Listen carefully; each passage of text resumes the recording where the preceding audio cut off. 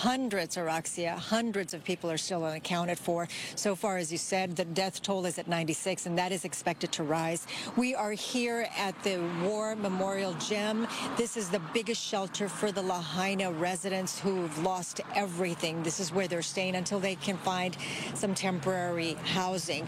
Now, Oprah Winfrey was actually here for a couple of days visiting with some of the people who were displaced. At this point, you know, we have heard so many stories from survivors. Take a look.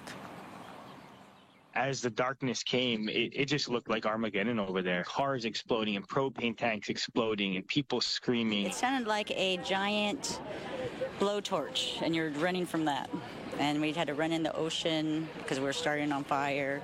And we were in the ocean probably like 8 hours. I was trying to help our neighbors to get out of their car, but they didn't make it. They were staying in the car and they didn't want to leave the car. So most of them had either burned alive in the car as I ran away. Days after this inferno took so many lives and destroyed a legendary seaside community, many locals are expressing anger at how Maui handled this disaster. Having a warning or something like that would have been nice for the whole Lahaina branch, you know, the whole Lahaina community. And I'm pretty pissed off about that. I feel that our county and state completely failed the Lahaina community, failed on an epic level. For any families that were at home and had no idea that this was happening, there was no time to escape. With road closures and police turning people away, it's been nearly impossible to get back to the town of Lahaina. Just saddened by this. This road's blocked all day.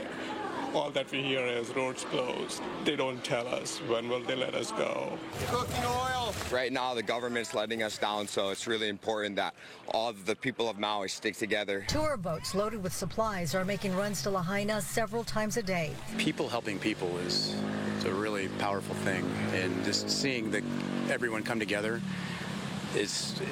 we see it all the time. It warms you, it moves you, and it gives people hope that this will get better.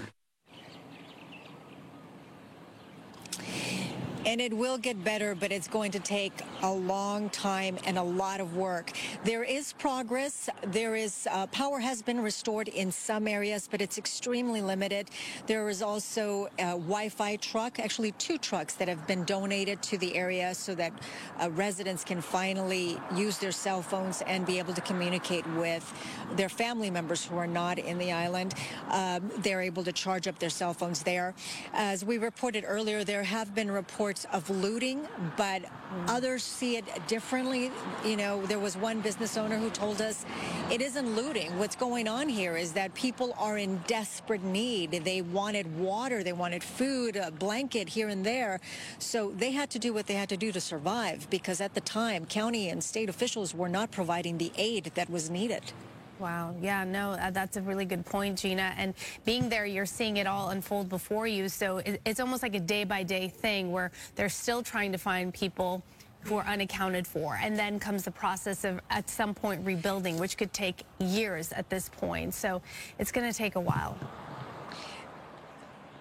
It's going to take a long time. And when you talk about the missing, that's the most heartbreaking thing.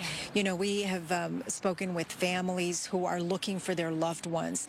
And you know, there's really nothing they can do except wait. They're really not allowing the majority of people back into Lahaina. Some folks have been able to get back in, but others have not. And so they just want to know, where is, you know, so-and-so, where can I find my loved one? And at this point, you know, they've been missing since Tuesday, since the fire broke out. So things are not looking good. Yeah. It is absolutely heartbreaking. Thank you for being there.